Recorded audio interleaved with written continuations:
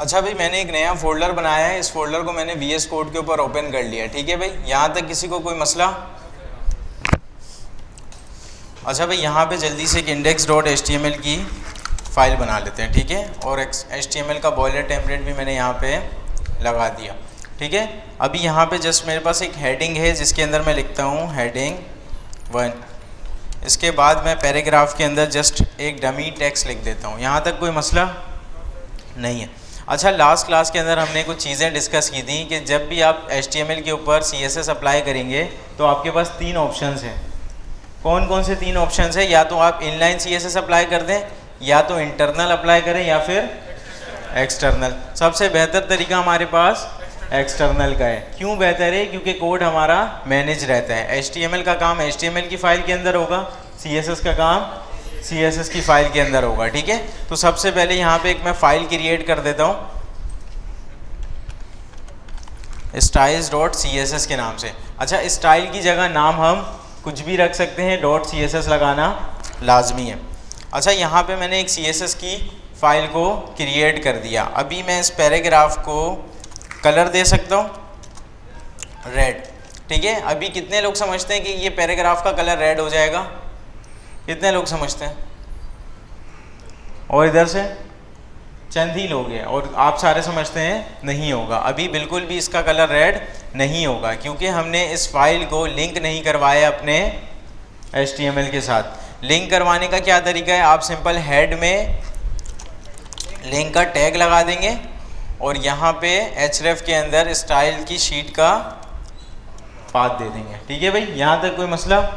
अभी लग जाना चाहिए। इसका कलर रेड हो जाएगा या नहीं होगा? अभी भी हो जाएगा।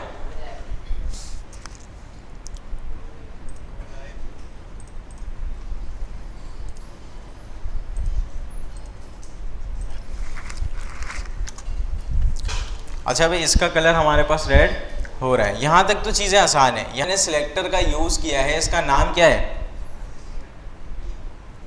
नहीं, हाँ भाई, इधर सिलेक्टर का क्या नाम है? इधर लास्ट में, बिल्कुल फर्स्ट रो, बिल्कुल लास्ट में।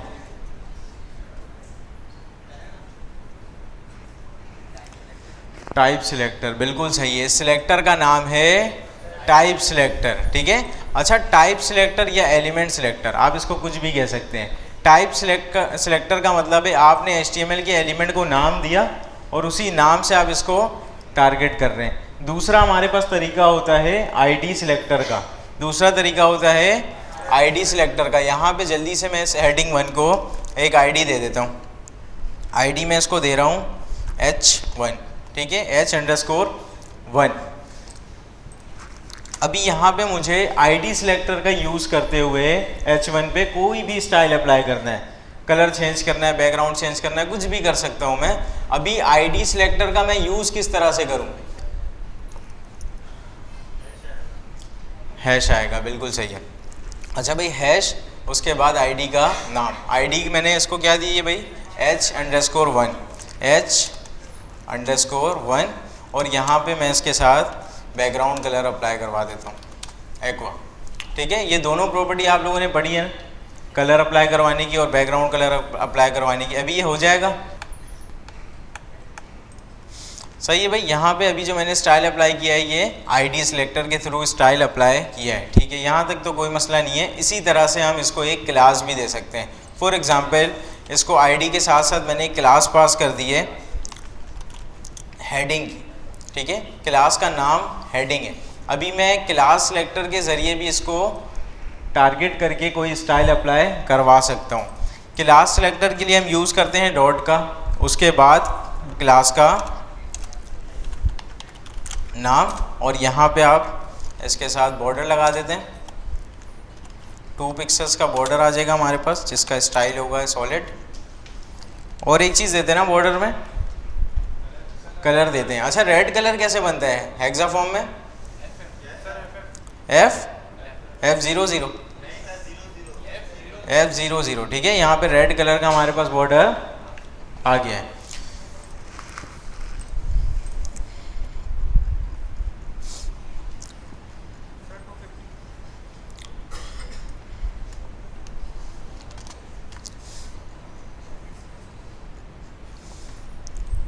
अच्छा भाई थोड़ा बहुत सिलेक्टर का रिवीजन कर लेते हैं, उसके बाद आते हैं इस चैप्टर पर।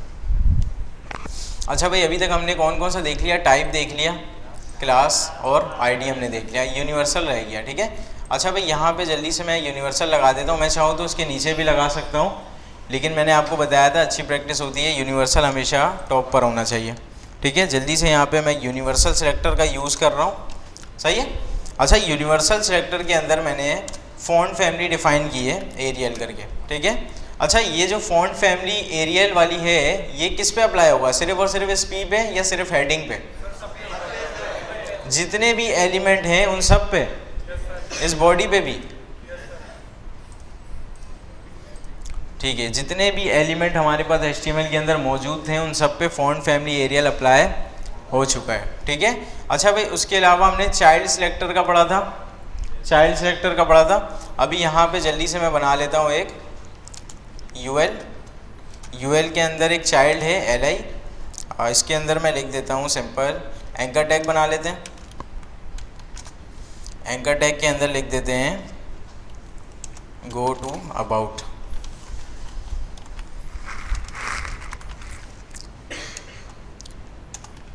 गो टू अबाउट पेज, ठीक है। और ये सारा पार्ट मुझे अभी फ़िलहाल के लिए नहीं चाहिए तो मैंने इसको कर दिया है कमेंट, और इन सबको भी फ़िलहाल के लिए कर देते हैं कमेंट, ठीक है।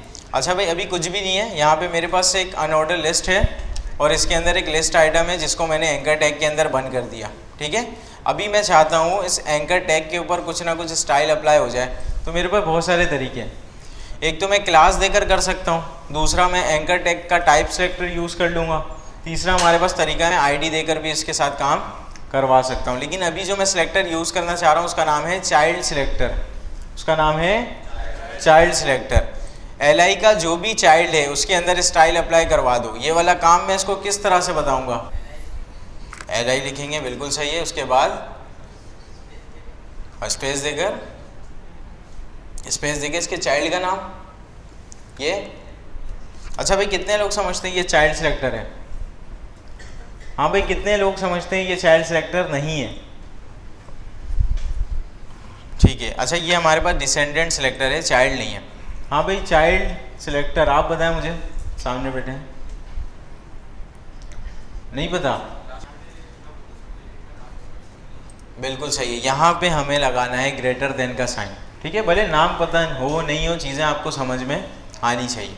यहाँ पे हमें लगाना है ग्रेटर देन का साइन, इसका मतलब है LI के अंदर जो A है, LI का चाइल्ड A होना चाहिए, उसके ऊपर ये वाला स्टाइल अप्लाई हो जाएगा। सिंपल मैं काम करता हूँ, इसका कलर ब्लू कर देते हैं, बल्कि ब्लू तो ये ऑलरेडी होगा ना, पिंक कर देते हैं। अच्छा भाई अभी तो इसका कलर पिंक आ रहा है, यहाँ तक तो कोई मसला नहीं है। अभी यहाँ पे मैं एक काम करता हूँ, यहाँ पे मैं एक और LI बनाता हूँ जल्दी से। LI के अंदर हमारे पास मौजूद है डिफ के अंदर मौजूद है एक एंकर का टैग, जिसके अंदर मैं लिखता हूँ गो टू गूगल, सही है, गो टू गूगल। अभी कितने लोग समझते हैं कि इस चाइल्ड सेलेक्टर की वजह से इस पे A पे भी स्टाइल अप्लाई हो जाएगा, क्योंकि ये भी LI के अंदर ही आ रहा है, ये भी LI के अंदर ही आ रहा है। ये LI है और ये A जो है LI के अंदर है, ये इसका ग्रैंड चाइल्ड है। कितने लोग समझते हैं कि इस सिलेक्टर की वजह से दूसरे वाले पे भी स्टाइल अप्लाई हो जाएगा? कितने लोग समझते हैं? ठीक है। अच्छा भाई यहाँ पे इस पे स्टाइल अप्लाई नहीं होगा, यहाँ पे मुझे यूज़ करना है डिसेंडेंट सिलेक्टर। अभी हो जाएगा दूसरे वाले पे और पहले वाले से हट जाएगा, दोनों पे रहेगा, ठीक है। यहाँ पे हमारे पास दोनों पे स्टाइल होगा। डिसेंडेंट सिलेक्टर क्या कहता है? अगर डायरेक्ट चाइल्ड नहीं भी है तब भी स्टाइल अप्लाई हो जाएगा। बाद हमने पढ़ा था adjacent sibling selector, H1 + P लिखा हुआ है यहाँ पे, H1 + P। जल्दी से यहाँ पे मैं H1 + P लिख देता हूँ। इसका क्या मतलब है? H1 + P का क्या मतलब है? हेडिंग हो, पैराग्राफ दोनों सिबलिंग में मौजूद हो, तो फिर किसका कलर चेंज होगा या किसके ऊपर स्टाइल अप्लाई होगा? P का। कौन से? पहले P का या सारे P का? सिर्फ पहले P का। अगर मैं यहाँ से ये वाला सिंबल लगा दूँ सबका हो जाएगा, साथ साथ इस हेडिंग का भी हो जाएगा? नहीं, इस हेडिंग का नहीं होगा। इसके बाद आने वाले सिबलिंग में जितने भी पी मौजूद होंगे उन सब पे स्टाइल अप्लाई हो जाएगा। अच्छा भाई, यहाँ पे उसके बाद हमने प्रायोरिटी के बारे में पढ़ा था, किसकी प्रायोरिटी सबसे ज़्यादा होती है। अच्छा, ज़्यादा को बाद में देखेंगे। सबसे कम प्रायोरिटी किसकी होती है? यूनिवर्सल की, बिल्कुल सही है। सबसे कम प्रायोरिटी यूनिवर्सल की होती है। उसके बाद उससे ज़्यादा प्रायोरिटी एलिमेंट सिलेक्टर की या फिर टाइप सिलेक्टर की, ठीक है। उसके बाद क्लास, उससे ज़्यादा प्रायोरिटी आईडी, आईडी से ज़्यादा इनलाइन। अच्छा, इनलाइन से भी ज़्यादा किसी की प्रायोरिटी हम कर सकते हैं क्या? इम्पोर्टेंट करके, बिल्कुल सही है। इम्पोर्टेंट आपने कैसे लिखना है? सिंपल एक्सक्लेमेशन मार्क और इम्पोर्टेंट। जस्ट आप ये कहीं पे भी लगा सकते हैं। आप चाहते हैं कि ये वाली स्टाइल अप्लाई हो, आपकी कुछ भी हो जाए, कहीं से भी प्रायोरिटीज़ को मिले, ये वाला स्टाइल अप्लाई होना चाहिए, तो सिंपल आप यहाँ पे लगा देंगे इम्पोर्टेंट। अच्छा, इनहेरिटेंस का क्या मतलब होता है? विरासत। कोड के अंदर क्या मतलब है?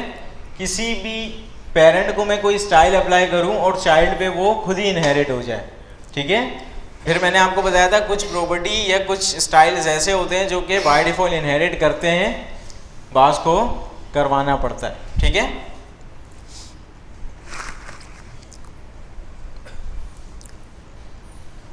अच्छा भाई, कलर के चैप्टर के अंदर हमने 3-4 चीज़ें देखी थी।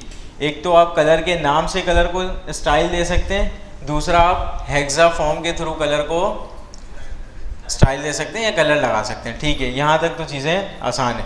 तीसरा हमारे पास RGB था, ठीक है। चौथा हमारे पास HSL था, ठीक है। अच्छा, HSL के अंदर ह्यू, सैचुरेशन और लाइटनेस बताते हैं। RGB के अंदर आप रेड, ग्रीन और ब्लू बताते हैं कितना रखना है। RGB के अंदर जो ये नंबर्स होते हैं, इसकी मैक्सिमम और मिनिमम रेंज क्या है? 0 से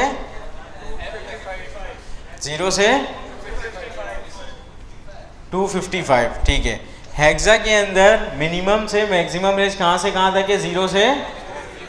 0 से हेक्सा के अंदर 0 से F तक है, बिल्कुल सही है। अच्छा, HSL के अंदर जो आपका पहला चैनल होता है ह्यू का, उसके अंदर हम डिग्री बताते हैं। डिग्री आप कहाँ तक बता सकते हैं? 360 तक। और बाकी दोनों चीज़ें परसेंटेज में तो लाजमी सी बात है, वो 100% तक आप बता सकते हैं।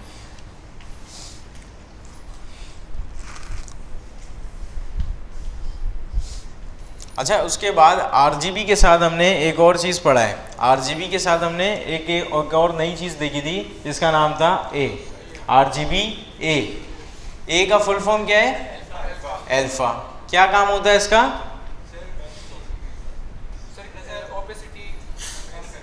बिल्कुल सही, ये बताता है कलर कितना लाइट और डार्क होना चाहिए। इसी तरह से हमारे पास एक सेपरेट ओपेसिटी की प्रॉपर्टी भी मौजूद होती है स्टाइल के अंदर, ठीक है। फॉर एग्जाम्पल यहाँ पे हमारे पास क्या मौजूद है भाई? हेडिंग मौजूद है ना। मैं जल्दी से H1 के ऊपर एक कलर अप्लाई कर देता हूँ RGB से,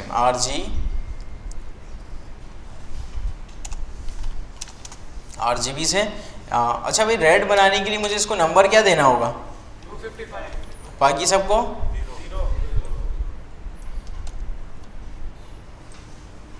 0। अच्छा भाई, यहाँ पे हमारे पास जो हेडिंग का कलर है वो रेड हो जाना चाहिए, सही है। अच्छा, हेडिंग हमने वहाँ से हटा दिया है। हेडिंग का है भाई, ये रहा। इन सबको मैं अभी फ़िलहाल के लिए कमेंट कर रहा हूँ। अभी जस्ट मेरे पास एक हेडिंग है, एक सेकेंड।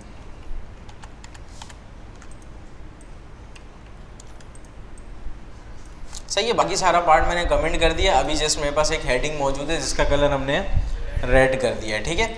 यहाँ तक तो कोई मसला नहीं, इसका कलर हमने रेड कर दिया। मैं चाहता हूँ कि जो रेड कलर आना ना, ये थोड़ा सा लाइट हो जाए, तो यहाँ पे मुझे अल्फ़ा वैल्यू बतानी है।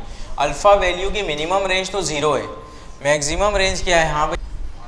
बिल्कुल सही है, मैक्सिमम हमारे पास 1 है।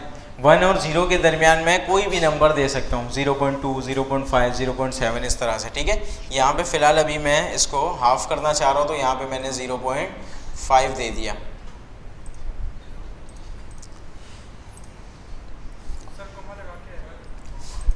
अच्छा ये 0 इसका है ना, इसके बाद कॉमा 0.5। सही भाई, ये इसकी ओपेसिटी आधी हो गई है। और यहाँ पे आप चाहें तो इसकी ओपेसिटी की प्रॉपर्टी देकर भी ये वाला काम करवा सकते हैं। अल्फ़ा वैल्यू देते हैं तब भी यही काम होता है, ओपेसिटी देते हैं तब भी यही काम होता है। इन दोनों में एक छोटा सा डिफरेंस है जो आपके MCQs के अंदर आता ही आता है। क्या डिफरेंस है ये? ओपेसिटी टेक्स्ट की ओपेसिटी की बात कर रहा है, ठीक है, और ये जो मैं अल्फ़ा वैल्यू दे रहा हूँ ये कलर की ओपेसिटी की बात कर रहा है। सही है, जस्ट ये एक छोटा सा डिफरेंस है।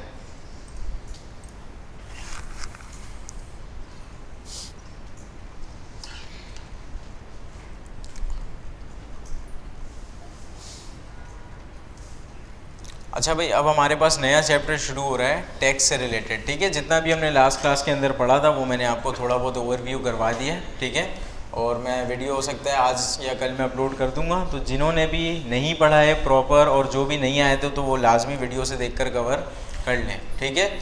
अच्छा भाई, टेक्स्ट के चैप्टर में सबसे पहले ये बता रहे हैं कि आप यहाँ पे फ़ॉन्ट फैमिली अप्लाई किस तरह करेंगे। फ़ॉन्ट फैमिली तो हमें ऑलरेडी पता है कि फ़ॉन्ट फैमिली हम किस तरह से दे सकते हैं। फ़ॉन्ट फैमिली देने की प्रॉपर्टी क्या होती है भाई? फ़ॉन्ट फैमिली, यहाँ पे इन्होंने बोला अगर इस तरह का फ़ॉन्ट चाहिए तो आप क्या लगा दें? सेरिफ लगा दें। अभी यहाँ पे कुछ मैंने दिया हुआ है क्या? नहीं दिया हुआ, इसको भी मैं कमेंट कर रहा हूँ। यहाँ पे जस्ट मेरे पास एक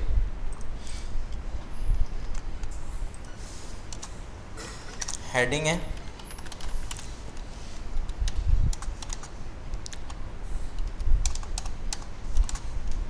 और यहाँ पे एक छोटा सा पैराग्राफ है, ठीक है। अच्छा भाई, अभी मैं इस फ़ॉन्ट फैमिली को मैंने कोई भी प्रॉपर्टी या फ़ॉन्ट फैमिली को मैंने किसी भी तरह से चेंज नहीं कराया है, ठीक है। अगर मैं इसको थोड़ा सा नोटिस करूँ तो उसके एजेस थोड़े से शार्प हैं, इसके भी एजेस थोड़े से शार्प हैं। इसका मतलब बाय डिफ़ॉल्ट जो फ़ॉन्ट होता है वो होता है सेरिफ, ठीक है। अगर मैं इस तरह से फ़ॉन्ट लगाना चाह रहा हूँ तो सिंपल मैं सैन सेरिफ भी कर सकता हूँ। अगर मुझे इस तरह का चाहिए तो मैं मोनो स्पेस भी कर सकता हूँ। और भी आपके पास फ़ॉन्ट्स होते हैं, मल्टीपल फ़ॉन्ट्स होते हैं। आप सिंपल यहाँ पे फ़ॉन्ट फैमिली लिखें, पूरे बॉडी पे अप्लाई कर देते हैं अभी के लिए फ़ॉन्ट फैमिली। और यहाँ पे बहुत सारे फ़ॉन्ट्स आपके पास आ जाएंगे। ये सारे वो फ़ॉन्ट्स हैं जो आपके लोकल पीसी के अंदर ऑलरेडी इंस्टॉल्ड है, ठीक है। ये सारे वो फ़ॉन्ट्स हैं जो आपके लोकल पीसी के अंदर इंस्टॉल है, ठीक है। आप चाहें तो कहीं और से, किसी थर्ड पार्टी लाइब्रेरी से, किसी गूगल फ़ॉन्ट से भी फ़ॉन्ट उठाकर लगा सकते हैं। अभी मैं बताता हूँ आपको किस तरह आपने लगाना है। अभी जस्ट हमें समझ में आ रहा है कि यहाँ पे जो मैं फ़ॉन्ट अप्लाई कर रहा हूँ ये मेरे लोकल पीसी से आ रहा है। ये सारे फ़ॉन्ट्स लोकल पीसी के अंदर सेव है। अच्छा, यहाँ पे हमने 3 वैल्यूज़ दी हुई हैं। बुक के अंदर तो इन्होंने एक ही बताया था कि आप सेरिफ दें, सैन सेरिफ दें या मोनो स्पेस दें। 3 वैल्यू देने का मतलब है ये सबसे पहले एरियल अप्लाई करेगा, ठीक है। हो सकता है मेरी ये वेबसाइट कोई दूसरा स्टूडेंट अपने पास ओपन करे, उसके पास एरियल डाउनलोड ही ना हो, उसके पास एरियल डाउनलोड ही ना हो, ऐसा भी तो हो सकता है ना। ये वाला काम हमारे पास लोकल पीसी से उठ के आ रहा है तो उसके पास ये वाला फ़ॉन्ट अप्लाई हो जाएगा। अगर ये भी नहीं होगा तो ये हो जाएगा। अगर कुछ भी नहीं हुआ तो फिर जो बाय डिफ़ॉल्ट हमारे पास आता है वो हो जाएगा, ठीक है भाई। यहाँ पे मल्टीपल देने की वजह समझ में आ गई है। ये फ़ॉन्ट हमारे पास लोकल पीसी से उठ के आ रहा है। किसी दूसरे पीसी के अंदर अगर कोई भी बंदा मेरी वेबसाइट को ओपन करेगा, अगर उसके पास ये वाला नहीं हुआ तो नेक्स्ट पे जाएंगे, ये भी नहीं हुआ तो इस पे जाएंगे, ये भी नहीं हुआ तो डिफ़ॉल्ट पे चले जाएंगे, ठीक है। हो सकते हैं। अच्छा भाई, यहाँ पे भी जो मैंने फ़ॉन्ट अप्लाई किया है ये इस पर हो चुका है, ठीक है। इससे पहले आप लोगों ने देखा था तो इसके एजेस थोड़े से शार्प। अच्छा भाई, यहाँ पे ये कह रहा है कि आप फ़ॉन्ट का वेट बता सकते हैं। वेट का मतलब है आप इसकी थिकनेस बता सकते हैं, ये कितना ज़्यादा बोल्ड होना चाहिए, कितना ज़्यादा थिक होना चाहिए, कितना ज़्यादा थिन होना चाहिए। यहाँ पे इन्होंने क्या बोला कि आप किस तरह से बताएं, फ़ॉन्ट डैश वेट की प्रॉपर्टी लगाएं, ठीक है। और यहाँ पे इन्होंने बोला आप इसको बोल्ड कर दें, आपकी मर्ज़ी है। सही भाई, ये हमारे पास बोल्ड हो चुका है। हेडिंग ऑलरेडी बोल्ड होता है तो इस वजह से इसके ऊपर अप्लाई नहीं हुआ। यहाँ पे आप इसको लाइटर भी कर सकते हैं, ठीक है। यहाँ पे ये लाइटर भी हो गया, लेकिन ये बेहतर तरीका नहीं है। अगर आपने फ़ॉन्ट वेट बताना है तो आपने इसको नंबर के फॉर्म में बताना है, ठीक है। अच्छा, फ़ॉन्ट वेट की जो प्रॉपर्टी है मैं अलहदा से पैराग्राफ पे लगा कर देखता हूँ ताकि ये अलग अलग अप्लाई हो, ठीक है। पैराग्राफ के ऊपर मैं जल्दी से लगाता हूँ फ़ॉन्ट वेट और यहाँ पे मैंने लिखा 400, ठीक है। अभी जस्ट मैंने रैंडम 400 लिख दिया और यहाँ पे आके देख रहा हूँ तो मुझे कोई भी डिफरेंस समझ में नहीं आ रहा। अगर मैं चेक करना चाहूँ क्या ये प्रॉपर्टी लग रही है, इसको मैंने 400 से 900 कर दिया, 400 से मैंने 900 कर दिया, तो हाँ भाई फ़ॉन्ट वेट हमारा बढ़ गया है। एक चीज़ और समझ में आ गई कि इसका बाय डिफ़ॉल्ट फ़ॉन्ट वेट क्या था, 400, क्योंकि मैंने जब 400 लगाया था तो इसके ऊपर कोई भी फ़र्क पड़ा था, नहीं पड़ा था। इसका मतलब इसका बाय डिफ़ॉल्ट फ़ॉन्ट वेट 400 था, ठीक है। अच्छा, इसी तरह से अगर मैं हेडिंग के अंदर चेंज करना चाहूँ, अच्छा इसका जो है ना मिनिमम आप 100 से 900 तक रख सकते हैं, ठीक है, लेकिन इसकी कोई रेंज सेट नहीं है। इसके अलावा भी आप बहुत सारे तरीके होते हैं, इससे भी ज़्यादा बढ़ा सकते हैं, इससे भी कम कर सकते हैं, बहुत सारे तरीके हैं। पिक्सल्स के अंदर भी बता सकते हैं, इसके अंदर कोई मैक्सिमम मिनिमम नहीं है, आप अपने हिसाब से कर सकते हैं। आपने देखना है वेबसाइट के ऊपर आप किस तरह का कितने साइज़ का फ़ॉन्ट चाह रहे हैं, आप सिंपल लगा दें, ठीक है। अच्छा भाई, यहाँ पे ये हेडिंग थोड़ा सा थिन हो चुका है, इससे पहले थोड़ा थिक था ये, ठीक है।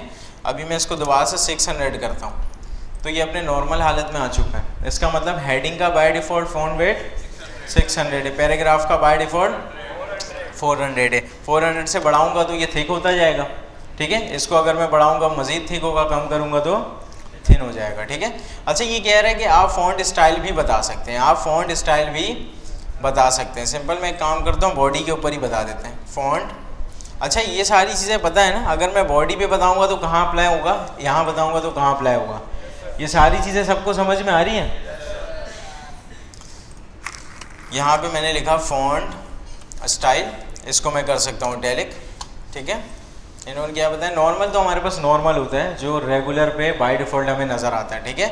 अच्छा भाई, यहाँ पे भी मैंने इटैलिक कर दिया तो ये दोनों पे अप्लाई हो गया क्योंकि मैंने इसको बॉडी पे दिया है। अगर मैं उठा के H1 पे रख दूँ तो सिर्फ और सिर्फ H1 पे हो जाएगा, ठीक है। अच्छा, ये कह रहे हैं इटैलिक के बाद जो है ना आप इसको ऑब्लिक भी बता सकते हैं। इन दोनों में बस दोनों एक जैसे ही होता है, बस छोटा सा डिफरेंस होता है, ये थोड़ा सा फैला हुआ होता है, ठीक है। बाकी आप देखें तो दोनों बिल्कुल एक ही तरह का है, ठीक है। इन दोनों में से आप कोई भी यूज़ कर सकते हैं। अच्छा, ये स्ट्रेच की प्रॉपर्टी अब नहीं यूज़ होती, स्ट्रेच अब हमारे किसी काम का है नहीं, ये वाला काम आप फ़ॉन्ट बोल्ड और लाइट से कर सकते हैं। अगर किसी ने देखना है इसको चला के तो आप देख लो, वैसे ये डेप्रिकेट हो चुका है, आपके अपडेटेड वर्जन में हो सकता है ना भी चले।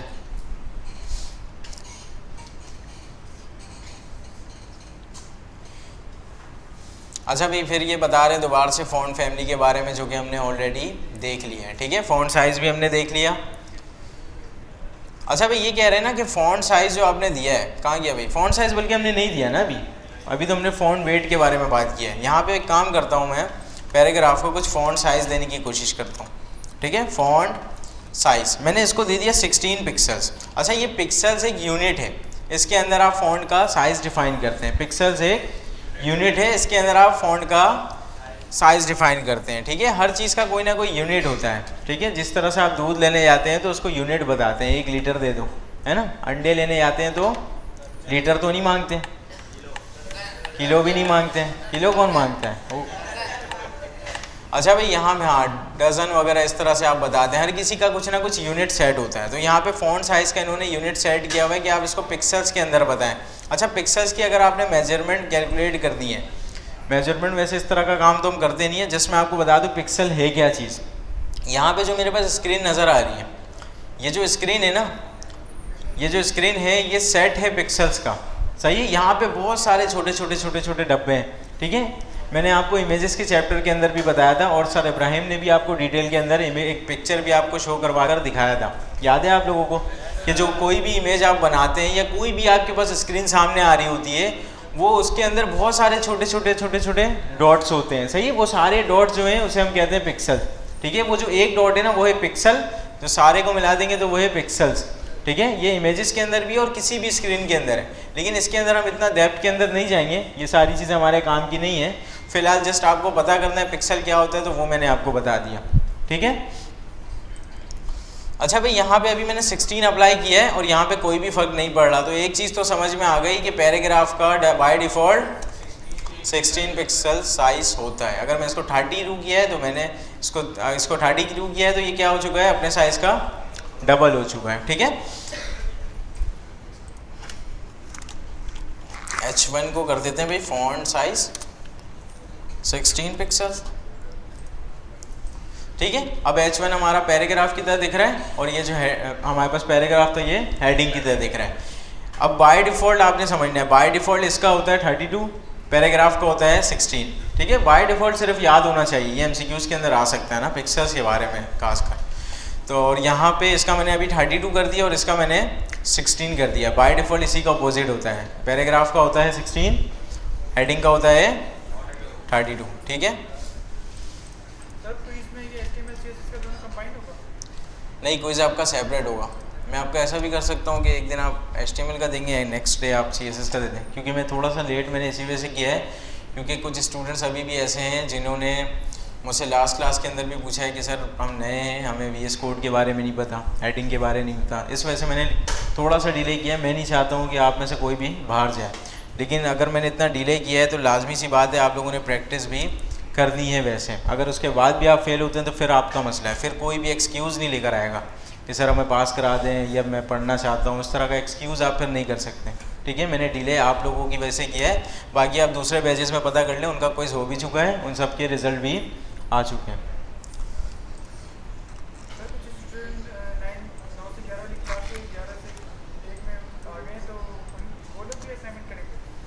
क्या कह रहे हैं आप? कुछ स्टूडेंट 9 से 11 में थे, अब वो 11 से 1 में आ गए। मेरी क्लास के अंदर जितने स्टूडेंट इनरोल हैं, तकरीबन 124 स्टूडेंट हैं, उन सब का असाइनमेंट आना चाहिए। जो अभी मेरी क्लास में इनरोल हैं उन सब का असाइनमेंट और उन सब का क्विज़ मेरी क्लास के हिसाब से चलेगा। एक पैराग्राफ है, जस्ट यहाँ पे जस्ट एक पैराग्राफ है। मैंने काम किया, बॉडी को फ़ॉन्ट साइज़ दे दिया। मैंने बॉडी को फ़ॉन्ट साइज़ दे दिया 16 पिक्सल्स का, बॉडी को मैंने फ़ॉन्ट साइज़ दे दिया 16 पिक्सल्स का। पैराग्राफ का बाय डिफ़ॉल्ट भी क्या होता है? 16 होता है। अभी यहाँ पे हमें कोई भी फ़र्क दिखाई नहीं देगा क्योंकि बाय डिफ़ॉल्ट भी हमारे पास 16 होता है। अच्छा, ये जो पैराग्राफ है ये बॉडी के अंदर है ना, इसका मतलब ये बॉडी का चाइल्ड है। ठीक है, अभी यहाँ पे मैं एक काम करता हूँ, पैराग्राफ को कुछ स्टाइल देने की कोशिश करता हूँ। पैराग्राफ मैंने लिखा, मैं इसको कहता हूँ जो फ़ॉन्ट साइज़ है ना आपका, मैं चाहता हूँ यहाँ पे 16 पिक्सल भी दे दूँ, 32 भी दे दूँ, 20 भी दे दूँ, मैं कुछ भी दे सकता हूँ। लेकिन अब मैं यहाँ पे दूसरी यूनिट का यूज़ कर रहा हूँ जिसका नाम है EM। सही है, मैंने इसको बोला 1 EM। अभी देखते हैं क्या फ़र्क पड़ रहा है इससे। 1 EM मैंने किया तो यहाँ पे कोई भी फ़र्क दिखाई नहीं दे रहा। अब हमें एक चीज़ समझ में आ रही है कि 1 EM का मतलब है 1 मल्टीप्लाई बाय इसके पेरेंट का पिक्सल, 1 मल्टीप्लाई बाय इसके पेरेंट का जो भी साइज़ है। अच्छा, यहाँ पे अगर मैं 2 EM करूँ तो फिर ये क्या हो जाना चाहिए? 16 से बढ़ के 32 हो जाना चाहिए। हाँ भाई, ये वाला काम हमारे पास चल रहा है। अब EM भी हमें थोड़ा बहुत समझ में आ रहा है। EM का मतलब है ये देखेगा अपने पेरेंट के साइज़ को, उसके हिसाब से देखेगा यहाँ पे नंबर क्या है, उसको मल्टीप्लाई कर देगा जस्ट। ठीक है, छोटा सा फॉर्मूला है। ये देखेगा अपने पेरेंट को, उसका जो भी साइज़ है, सिर्फ और सिर्फ साइज़ के लिए नहीं है, और भी चीज़ें होती हैं जिसको हम पिक्सेल्स में डिफाइन करते हैं, उन सब के लिए बाद में हम पढ़ेंगे। अभी फ़िलहाल हम देख रहे हैं इसके पेरेंट का जो भी साइज़ है ये उसको मल्टीप्लाई कर देगा 2 से। अगर मैं 4 कर दूँ तो 4 से कर देगा। सही भाई, अब देखो कितना ज़्यादा बड़ा हो गया ये। अभी मैं इसको कर देता हूँ दोबारा से 2। यहाँ तक कोई मसला है? EM तो बहुत आसान सी चीज़ है। अच्छा, EM वैसे रेकमेंड नहीं है। अगर आपको कोई ऐसा यूज़ केस पड़े कि आपने पेरेंट का डबल करना है या उतना ही करना है तो आप वहाँ पे यूज़ कर सकते हैं, वैसे रिकमेंड नहीं है। रिकमेंड कौन सा है? पिक्सल्स वाले ही है। ठीक है, अच्छा यहाँ पे अभी तो काम हमारा सही चल रहा है। फॉर एग्ज़ाम्पल यहाँ पे मैं एक काम करता हूँ, पैराग्राफ हटाकर मैं यहाँ पे UL बना लेते हैं। ठीक है, UL बनाना तो सबको आता है ना। UL के अंदर मैंने एक लिस्ट आइटम को क्रिएट कर दिया। ठीक है, अच्छा लिस्ट आइटम के अंदर हम आइटम 1 जस्ट एग्जांपल के लिए रख रहे हैं। इस आइटम का मैंने एक सब लिस्ट बनाना है तो मैं इस LI के अंदर आ जाऊँगा और एक और UL क्रिएट कर दूँगा। इस UL के अंदर क्या बनेगा? दूसरा लिस्ट आइटम 2। अगर मैं इस आइटम 2 का भी सब लिस्ट बनाना चाह रहा हूँ तो इस LI के अंदर आकर दोबारा से UL और इस UL के अंदर LI और यहाँ पे आइटम 3। यहाँ तक कोई मसला है? चीज़ें समझ में आई हैं जी? इसका अच्छा, ये और किसी का सवाल है ये? ऐसा नहीं, देखो मैं आपको समझाता हूँ। हमारे पास एक UL है, ठीक है, इसका जो है ना एक लिस्ट आइटम है जो कि यहाँ ओपन हो रहा है और यहाँ पे क्लोज हो रहा है। ठीक है, ये मेन UL है और इसका एक ही आइटम है, इसका एक ही आइटम है। इस LI का जो है ना एक और सब आइटम है, तो मैं इसी के अंदर लिखूंगा ना, इस एल आई के बाहर थोड़ी आऊँगा। इसी का सब आइटम था वो ये रहा, ठीक है, इसी का सब आइटम वो ये रहा। अब इसके अंदर एक एल आई आ रहा है, इसको भी मैंने क्लोज नहीं किया क्योंकि इस एल आई का एक और सब आइटम है, ठीक है। ये नेस्टेड लिस्ट मैंने बनाया है, नेस्टेड लिस्ट तो हमने पढ़ा है ना। ये किस किस को समझ में आ रहा है? सबको समझ में आ रहा है? कोई ऐसा जिसको अभी भी नहीं समझ में आया हो? ये तो HTML वाली चीज़ है ना, हमने तो मेरे ख्याल से 3-4 दफ़ा इसको क्लास के अंदर ही कवर किया है, मैंने इसको एक दफ़ा रिवीजन भी करवाया है। अच्छा भाई, यहाँ पे एक लिस्ट है, इसका सब लिस्ट आ गया, इसका सब लिस्ट आ गया, जिस तरह से हमने बनाया था उसी तरह से ये आ रहा है। अच्छा भाई, यहाँ पे मैंने बॉडी के ऊपर 16 पिक्सेल्स अप्लाई किया हुआ है। मैं एक काम करता हूँ, UL के ऊपर, UL के जो फ़ॉन्ट साइज़ को मैं कहता हूँ, फ़ॉन्ट साइज़ जो है ना आपके पेरेंट का डबल हो जाए। 2em का मतलब ही यही है, पेरेंट का डबल। अच्छा भाई, यहाँ पे आके मैं रिफ़्रेश करूँगा तो यहाँ पे तो मामला ही कुछ और चल रहा है। यहाँ पे इसने पेरेंट का डबल किया, इसको 16 की जगह इसको कर दिया 32, इसको और बढ़ाकर 64 कर दिया। क्यों ऐसा हो क्यों रहा है? देखो, em का क्या मतलब है? पेरेंट का डबल। 2em का मतलब है पेरेंट का डबल, ठीक है। यहाँ पे फिलहाल इसके लिए पेरेंट था बॉडी, इसके लिए पेरेंट था बॉडी, तो इसने अपने पेरेंट का डबल किया, बिल्कुल सही है। इसके लिए पेरेंट कौन है? इसके लिए पेरेंट जो है ये है, ये है। तो इसने अपने पेरेंट का देखा और इसका डबल कर दिया। फिर इसने अपने पेरेंट का देखा जो कि ये है, इसने इसका डबल कर दिया। अगर हम नेस्टेड टू नेस्टेड जाएंगे ना तो यहाँ पे हम कंफ्यूज हो सकते हैं EM की वजह से।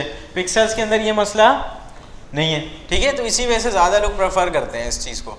अच्छा, यहाँ तक तो चीज़ें सही है, इस चीज़ को भी इन्होंने सॉल्व किया। इन्होंने बोला यहाँ पे EM की जगह आप लिख दें आर्या, ठीक है। R का मतलब है रूट। रूट वाले पेरेंट को देखो और उसी के साइज़ को डबल करते जाओ, बस। अब ये देखो मसला सॉल्व हो गया हमारा। अब ये सिर्फ और सिर्फ रूट के पेरेंट को देख रहा है। रूट मैं बार बार कहता हूँ, रूट का मतलब किसी को पता है? रूट का मतलब होता है हमारे पास ये सारी फाइल से निकल कर यहाँ पे मैं आ जाऊँ, ये हमारा रूट है, ठीक है। इस क्लास के अंदर हूँ तो मैं रूट में हूँ इन सब के लिए।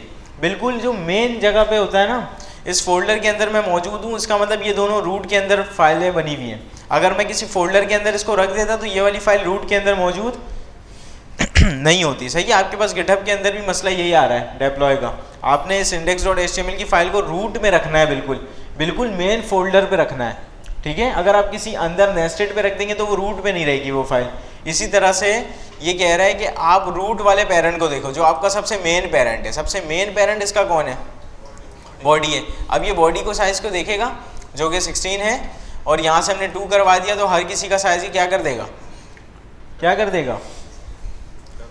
डबल कर देगा। 16 का डबल 42, 32।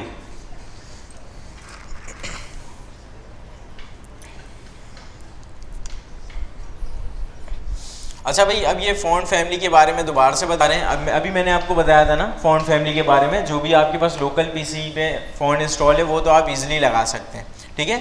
दूसरा तरीका मैंने आपको क्या बताया था, बहुत सारी लाइब्रेरीज होती हैं जिसके थ्रू आप फ़ॉन्ट फैमिली को अप्लाई करवा सकते हैं। गूगल फ़ॉन्ट, ठीक है, बहुत सारी लाइब्रेरीज होती हैं जिसमें से गूगल फ़ॉन्ट सबसे ज़्यादा फेमस है, ठीक है। जल्दी से मैंने लिखा यहाँ पे गूगल फ़ॉन्ट्स, ठीक है। अच्छा, गूगल फ़ॉन्ट्स लिखने के बाद मैं यहाँ पे आ चुका हूँ। इन्होंने बहुत सारे फ़ॉन्ट्स दिए हैं, ठीक है, बहुत सारे फ़ॉन्ट्स हैं। अच्छा, फॉर एग्जांपल मुझे ये फ़ॉन्ट अच्छा लग रहा है, वैसे है तो ये बहुत बुरा, लेकिन हम अज्यूम कर रहे हैं कि ये हमें अच्छा लग रहा है, तो इसके ऊपर मैंने क्लिक कर दिया। इसके ऊपर मैंने क्लिक कर दिया, यहाँ पे क्या लिखा हुआ है? Get font. जल्दी से मैंने क्लिक किया, ये कह रहा है कि आप इसको कोड एम्प्ट करना चाहते हैं।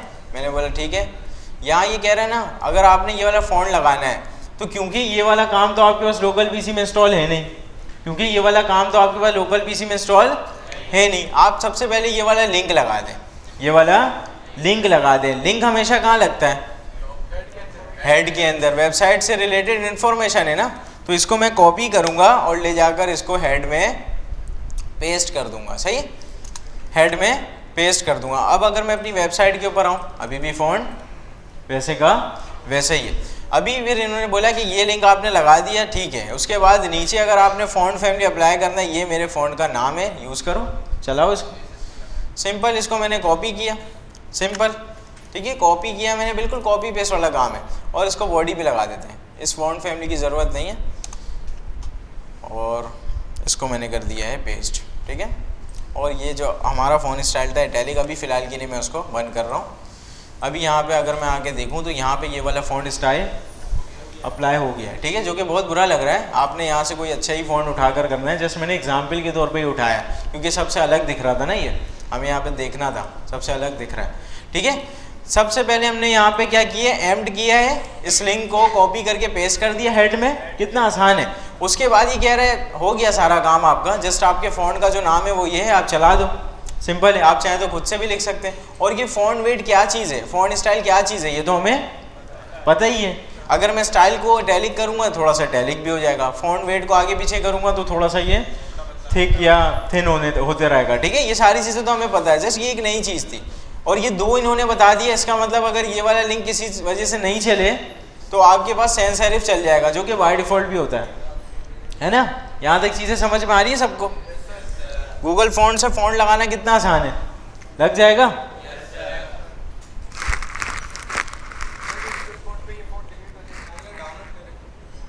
क्या चीज़, हाँ डाउनलोड करके भी लगा सकते हैं। अच्छा ये सही है, अच्छा किसी ने याद दिलाया डाउनलोड करने का। अभी यहाँ से मैंने डायरेक्ट लिंक कॉपी पेस्ट करके लगाया है। अभी आपका टास्क है कि आप घर जाएंगे, इसको डाउनलोड करेंगे। एक तरीका होता है, इसको डाउनलोड करके भी आप लगा सकते हैं, ठीक है। कुछ भी नहीं करना आपने, से बुक के अंदर आना है, इसके अंदर सारी चीज़ें इन्होंने बताई हुई हैं, सारी चीज़ें इन्होंने बताई हुई। एक दफ़ा इसको पढ़ना है और सारी चीज़ें आपने देखनी है और इसको डाउनलोड करके लगा देना है, सही है। नेक्स्ट क्लास के अंदर मैं पूछूंगा किसने किस तरह से लगाया है। ऐसा नहीं सबने कह दिया हाँ भाई हमने लगा लिया, मैं पूछूंगा कि आपने किस तरह से लगाया और यहाँ पे लगा के दिखाओ, ठीक है। अच्छा भाई फ़ॉन्ट वेट के बारे में हमने देख लिया है। फ़ॉन्ट वेट के बारे में आप यहाँ पे नॉर्मल, बोल्ड और लाइटर इस तरह से हमने देखा था और मैंने आपको बताया था आप नंबर के फॉर्म में भी बताएंगे। 400 इसका बाय डिफ़ॉल्ट होता है पैरा का। अच्छा फ़ॉन्ट स्टाइल के बारे में भी हमने देख लिया, इटैलिक, ऑब्लिक, ये सारी चीज़ें देख लिया है ना। अच्छा भाई अब ये थोड़ी इंपॉर्टेंट चीज़ है। फॉर एग्जांपल यहाँ पे हमारे पास एक हेडिंग है, कहाँ गया भाई हेडिंग हमारा। अच्छा इन सब कोड को मैं फ़िलहाल के लिए कर रहा हूँ कमेंट, ठीक है। यहाँ पे जल्दी से एक हेडिंग बना लेते हैं, हेडिंग, और इसके अंदर लिखा हुआ है HEADING, हेडिंग, ठीक है। अच्छा यहाँ पे इन सबको फ़िलहाल के लिए कर देते हैं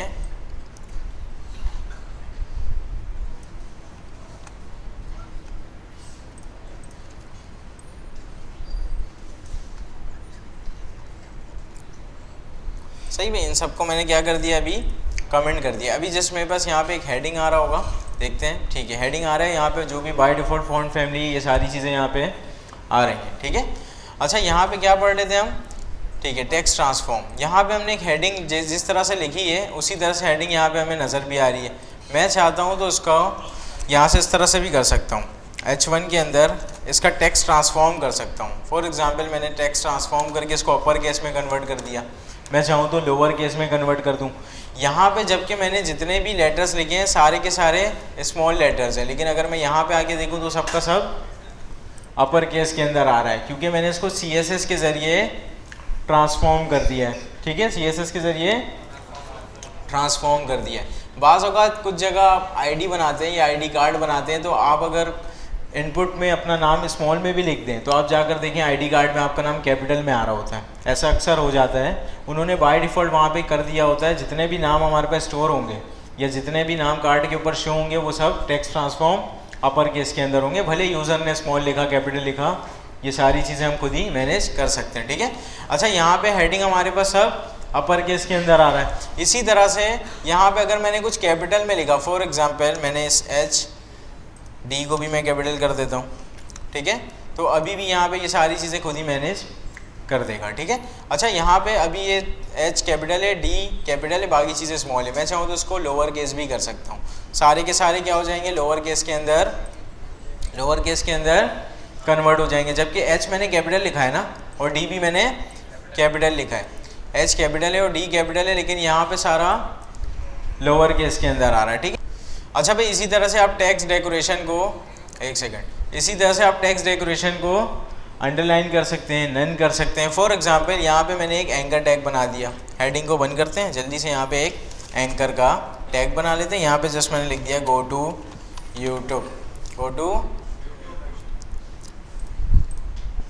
सही है। अच्छा यहाँ पे अंडरलाइन वगैरह ये सारी चीज़ें जो है ना, ये बाय डिफ़ॉल्ट आ जाता है हमारे पास एंकर टैग की वजह से, बाय डिफ़ॉल्ट आ जाता है एंकर टैग की वजह से। अगर मैं चाहूँ ना कि यहाँ पे ये जो अंडरलाइन है ये नहीं है, इसका जो टेक्स्ट डेकोरेशन हुआ हुआ है उसको मैं कर दूँ नन, कुछ भी नहीं करना है। सबसे पहले तो मैं उसको सिलेक्टर के ज़रिए टारगेट करूँगा।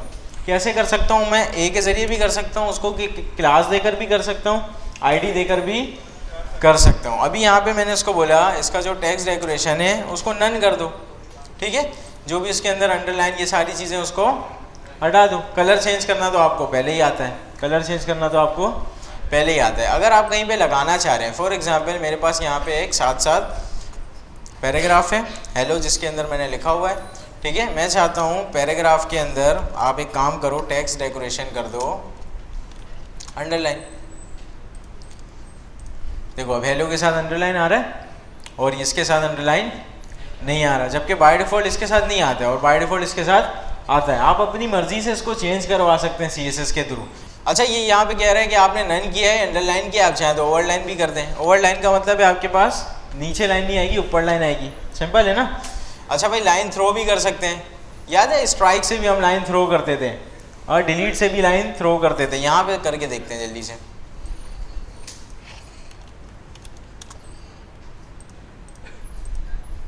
सही है, ये वाला काम हमने स्ट्राइक से भी तो किया है ना, और किससे किया हमने? डिलीट से भी किया है। वहाँ पे आप SEO के पर्पज़ से करेंगे कि कहाँ पे आपने टेम्पररी करना है, कहाँ पे आपने डेटा गलत रख दिया था, ये सारी चीज़ें आपने सोच कर करनी है। यहाँ पे सिर्फ और सिर्फ स्टाइल के लिए अगर आप करना चाह रहे हैं ना, जैसे आप व्हाट्सअप में अक्सर करते हैं स्टाइल के लिए, तो ये वो वाला काम है। सिर्फ और सिर्फ स्टाइल के लिए आप इस तरह से कर सकते हैं, SEO पे कोई फ़र्क इससे नहीं पड़ने वाला।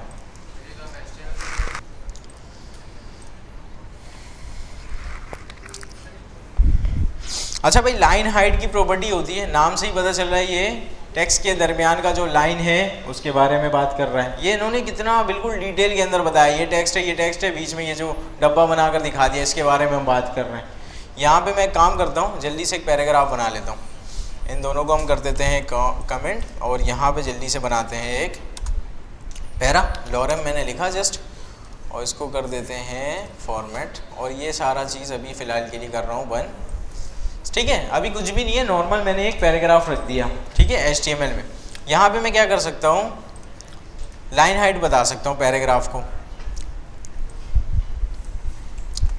ठीक है। इसको भी फ़िलहाल के लिए कमेंट कर देते हैं। यहाँ पे पैराग्राफ के अंदर अभी मैंने कुछ भी नहीं बताया, अभी मैंने कुछ भी नहीं बताया। अभी यहाँ पे आके देखूँ तो सारी चीज़ें बिल्कुल नॉर्मल है।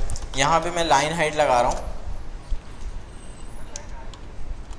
0 पिक्सल, लाइन हाइट 0 पिक्सल। तो यहाँ पे देखो क्या हुआ।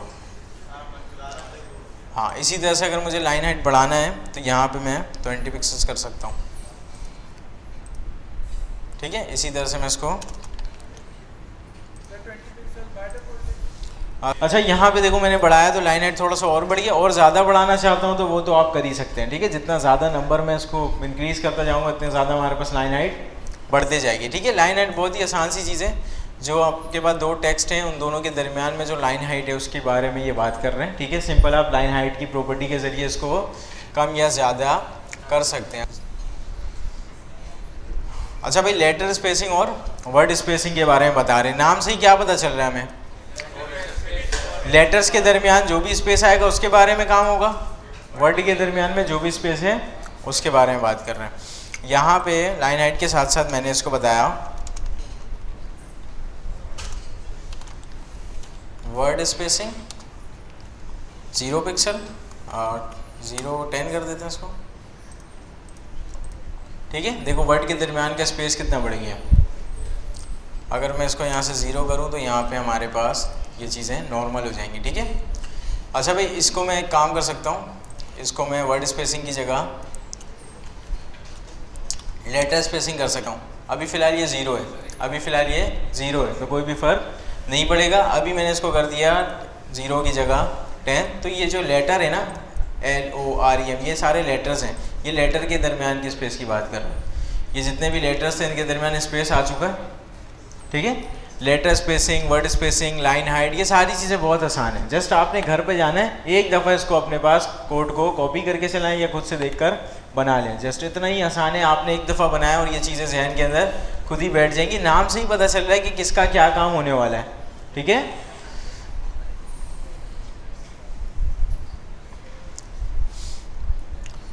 अच्छा, अभी फिर ये कह रहा है कि आप टेक्स्ट को अलाइन कर सकते हैं, इधर उधर कर सकते हैं, लेफ्ट राइट सेंटर जस्टिफाई, ये सारी चीज़ें कर सकते हैं। फॉर एग्जांपल मैंने यहाँ पे एक हेडिंग बना लिया, पैराग्राफ से पहले मैं एक H1 बना रहा हूँ जिसके अंदर मैंने हेडिंग रखा हुआ है, ठीक है। मैंने इस H1 के ऊपर कोई स्टाइल करना है तो मैं टाइप सेलेक्टर का यूज़ कर सकता हूँ। अच्छा, मैं आपको सिर्फ समझाने के लिए बार बार टाइप सेलेक्टर का यूज़ कर रहा हूँ, लेकिन मैंने आपको बताया सबसे बेहतर तरीका है क्लास का, ठीक है। 90% ऑफ केस आप क्लास सेलेक्टर का ही यूज़ करेंगे, ठीक है। अच्छा, यहाँ पे एक काम करते हैं, यहाँ पे जो है ना इसको मैं कर देता हूँ टेक्स्ट अलाइन सेंटर। अभी देखते हैं होता क्या है इससे। अभी जस्ट मैंने इसको किया टेक्स्ट अलाइन सेंटर। अभी देखो बाय डिफ़ॉल्ट ये कहाँ आता है, लेफ्ट में आता है। सेंटर करने से ये कहाँ आ गया, सेंटर। राइट करूँगा तो राइट पे जाएगा, लेफ्ट करूँगा तो बाय डिफ़ॉल्ट भी रहता है, कोई फ़र्क हमारे पास नहीं पड़ेगा। कितना आसान है ये text align, left right centre, ये सारी चीज़ें आसान है ना। अब आते हैं जस्टिफाई के ऊपर। जस्टिफाई का अंदाज़ा किस किस को है, आपको है? अच्छा, वर्ड में किस किस ने काम किया है? अच्छा, वर्ड के अंदर जिन्होंने भी काम किया उन्हें तो पता होना चाहिए ना जस्टिफाई के बारे में। फॉर एग्जांपल इस पैराग्राफ के ऊपर मैं लगाता हूँ जस्टिफाई कंटेंट और justify content text align justify, ठीक है। और ये दोनों चीज़ें फ़िलहाल के लिए हटा देते हैं, इसका थोड़ा सा जो है ना मैं कंटेंट बढ़ा देता हूँ ताकि चीज़ें और ज़्यादा क्लियर हो जाए। थोड़ा सा मैंने इसका कंटेंट और ज़्यादा बढ़ा दिया,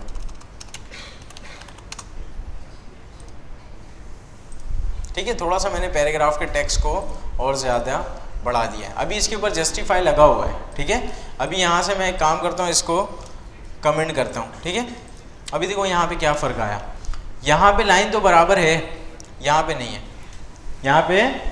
नहीं है, अगर जैसे ही मैं इसके ऊपर जस्टिफाई लगा रहा हूँ, एक्सेप्ट दिस लास्ट लाइन, इस लास्ट लाइन के अलावा आप सारी लाइन को नोटिस करें, लास्ट लाइन के अलावा सब बराबर है दोनों तरफ से।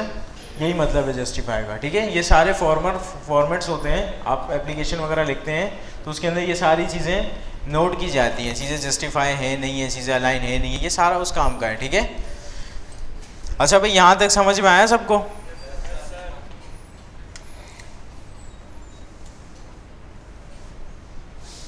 अच्छा, फिर ये टेक्स्ट इंडेंट की बात कर रहे हैं। इंडेंट के बारे में किसी को पता है? टेक्स्ट इंडेंट के बारे में, इंडेंट हम किस चीज़ को कहते हैं?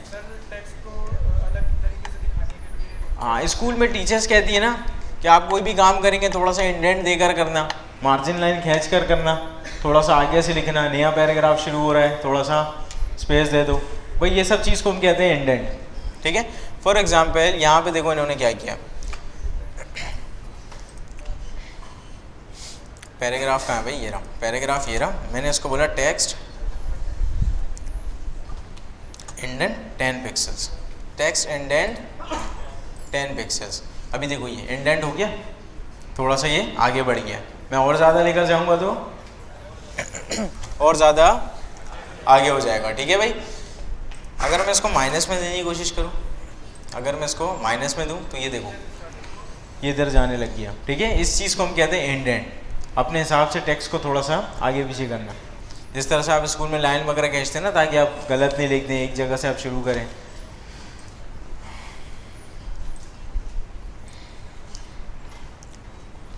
अच्छा, ये इंपॉर्टेंट चीज़ है ना टेक्स्ट शेडो, ये इंपॉर्टेंट चीज़ है कि आप किसी भी टेक्स्ट के अंदर शेडो किस तरह से लगाएंगे, ठीक है।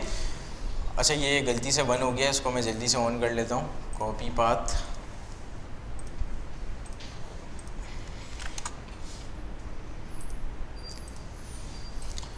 अच्छा भाई, हेडिंग हमारे पास ऑलरेडी मौजूद है।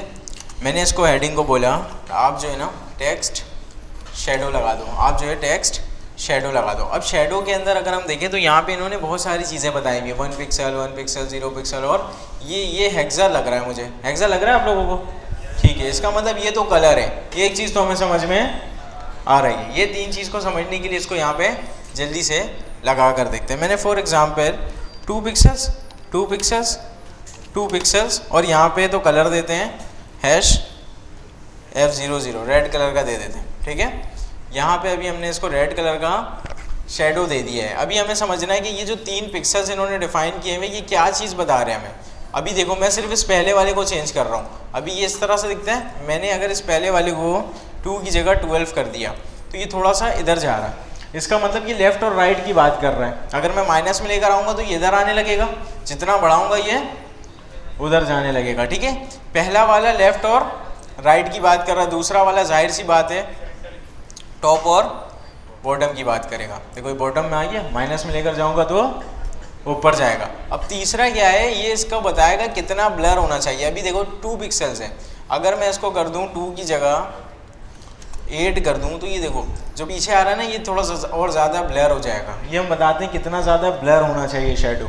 सही है, ये तीनों चीज़ें समझ में आई। पहला वाला बताता है लेफ़्ट और राइट कितना होना चाहिए, दूसरा वाला टॉप और बॉटम की तरफ कितना होना चाहिए, तीसरा वाला बताता है कितना ज़्यादा ब्लर होना चाहिए, चौथा तो हमें देखकर ही पता चल रहा था, ये इसने कलर बताया हुआ है। ठीक है, हाँ भाई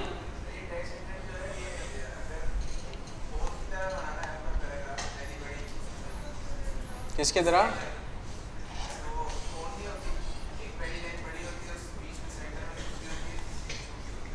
वो आपको अलग अलग फिर इन सबको बंद करना होगा, डिफ के अंदर अलग अलग स्टाइल करना पड़ेगा सबका।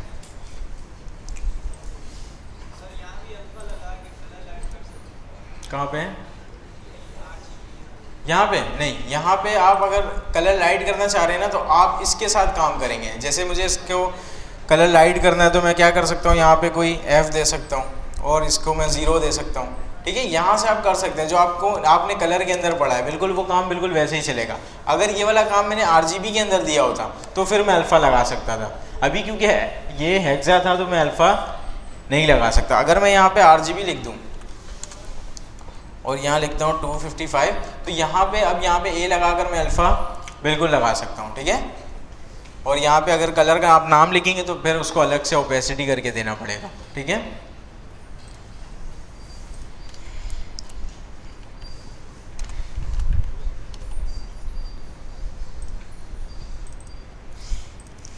अच्छा भाई चीज़ें आसान है, यहाँ तक समझ में आ रहा है? अच्छा भाई अब ये कह रहा है कि फर्स्ट लेटर के अंदर आपको स्टाइल करवा दें या फर्स्ट लाइन के अंदर स्टाइल करा दें अलग अलग से। ये वैसे इतना ज़्यादा रिकमेंड नहीं है। अगर फर्स्ट लेटर के अंदर हमें करवाना होगा, मैंने आपको लास्ट क्लास के अंदर भी समझाया, उसको उठाकर बंद करें स्पेन में और उस स्पेन को आप स्पेसिफिकली क्लास देकर स्टाइल अप्लाई करें। लेकिन ये कह रहा है पैराग्राफ के अगर फर्स्ट लेटर को आप कराना है तो एक तरीका ये भी है, लेकिन ये इतना ज़्यादा रिकमेंड नहीं है, लेकिन आपके MCQs में आ सकता है तो मैं आपको बता रहा हूँ। ठीक है, अच्छा यहाँ पे ये कह रहा है कि फॉर एग्जांपल हमारे पास एक पैराग्राफ है। अभी देखते हैं किस तरह से दिखता है ये कुछ इस तरह से दिखता है। मैं सब स्टाइल हटा देता हूँ फ़िलहाल के लिए, ये सब स्टाइल को मैंने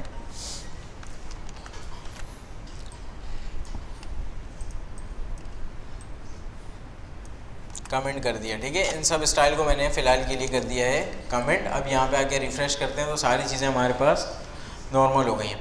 अच्छा हम यहाँ पे बताते हैं पैराग्राफ। अच्छा यहाँ पे ये कह रहा है कि आप यहाँ पे लिखें फर्स्ट लेटर। ठीक है, फर्स्ट लेटर। ठीक है, बस, और आपका काम यहाँ पे हो गया। फॉर एग्जांपल मैंने यहाँ पे किया कलर इसका रेड, मैंने यहाँ पे कलर इसका कर दिया है रेड। अभी देखो कौन सा कलर रेड हो गया, फर्स्ट लेटर की बात कर रहा है, ये फर्स्ट लेटर की बात कर रहा है ना। इसी तरह से अगर मैं हेडिंग यहाँ पे लिख दूँ और उसका फर्स्ट लेटर करूँ तो हेडिंग के फर्स्ट लेटर की बात करेगा। सही है, ये कुछ भी नहीं है, एलिमेंट का नाम है, एलिमेंट कोई भी हो सकता है, ज़रूरी नहीं है हर जगह पैराग्राफ हो। ठीक है, ज़रूरी नहीं है हर जगह पैराग्राफ हो, एलिमेंट कोई भी हो सकता है। अच्छा फर्स्ट लेटर की यहाँ पे हमने फर्स्ट लेटर के बारे में डिफाइन किया हुआ है। इसी तरह से ये क्या कह रहा है, आप फर्स्ट लाइन के बारे में भी बता सकते हैं। कुछ भी नहीं है, सिंपल मैं फर्स्ट लाइन को कॉपी करता हूँ, यहाँ पे फर्स्ट लेटर की जगह लिख देता हूँ फर्स्ट लाइन। ठीक है, जस्ट मैंने फर्स्ट लेटर की जगह लिख दिया है फर्स्ट लाइन। अब ये पूरे लाइन की बात करेगा, बस इतना आसान है। पहले लेटर को करना है तो फर्स्ट लेटर, पहले लाइन को करना है तो फर्स्ट लाइन। अच्छा किसका फर्स्ट लाइन वो भी मुझे बताना है इससे पहले, पैराग्राफ का फर्स्ट लाइन या हेडिंग होता तो हेडिंग का फर्स्ट लाइन, ये सारी चीज़ें मुझे यहाँ पे बतानी है। ठीक है, लेकिन मैंने आपको दोबारा से बता रहा हूँ मैं कि ये रिकमेंड तरीका नहीं है। अच्छा ये कह रहा है ना कि होवर, एक्टिव और फोकस के ऊपर भी आप स्टाइल अप्लाई कर सकते हैं। तो सबसे पहले देख लेते हैं होवर क्या चीज़ है। होवर का मतलब है मैं किसी भी चीज़ के ऊपर माउस लेकर जा रहा हूँ ना, इसका मतलब मैं उसको होवर कर रहा हूँ। फॉर एग्जांपल मैं इसके ऊपर माउस लेकर जा रहा हूँ, इसका कलर थोड़ा सा डार्क हो जा रहा है, इसका मतलब होवर पे इसका कलर चेंज हो रहा है। सही है। किसी भी चीज़ के ऊपर माउस लेकर जा रहा हूँ, इसका मतलब मैं इसके ऊपर होवर कर रहा हूँ। देखो इसके ऊपर होवर करने से इसके ऊपर बैकग्राउंड कलर अप्लाई हो जा रहा है, हो रहा है। इसी तरह से भी आप अप्लाई कोई ना कोई स्टाइल करवा सकते हैं होवर के ऊपर। सिंपल आपने क्या करना है, यहाँ पे हमारे पास क्या बना हुआ है भाई, हेडिंग है ना, हेडिंग पे कर देते हैं। मैंने H1 लिखा, कॉलन सिंपल लिख दूंगा मैं होवर। सही, डबल लिखने की यहाँ पे ज़रूरत नहीं है। अच्छा यहाँ पे मैं इसका बताता हूँ, इसका जो है ना, जब मैं आपके ऊपर होवर करूँ आप कलर इसका रेड कर देना। अच्छा कलर जो है ना मैं सिर्फ समझाने के लिए कर रहा हूँ, आप बैकग्राउंड कलर भी कर सकते हैं, बॉर्डर भी कर सकते हैं, फ़ॉन्ट फैमिली भी कर सकते हैं। जितनी चीज़ें अभी तक आप लोगों ने पढ़ ली हैं, कि कौन कौन सी चीज़ें आपने पढ़ी हैं, लाइन हाइट पढ़ा है आपने, लेटर स्पेसिंग पढ़ा है, ये कुछ भी आप करवा सकते हैं। जस्ट मैं कलर समझाने के लिए कर रहा हूँ। अभी मैंने बोला इस हेडिंग पे जब भी मैं माउस लेकर जाऊँ, इस हेडिंग पे जब भी माउस लेकर जाऊँ इसका कलर कर देना रेड। देखो इसके ऊपर माउस लेकर जा रहा हूँ, इसका कलर क्या हो रहा है, रेड। माउस हटा रहा हूँ, कलर वापस से बाय डिफ़ॉल्ट वाला आ जा रहा है। इसी तरह से मैं पैराग्राफ के साथ भी ये काम कर सकता हूँ, पैराग्राफ के साथ भी ये वाला काम कर सकता हूँ। ठीक है भाई। अच्छा भाई इसी के अलावा यहाँ पे आते हैं, इन्होंने बताया आपके पास एक्टिव भी एक चीज़ होती है। फॉर एग्जांपल यहाँ पे मैंने एक लिंक बनाया,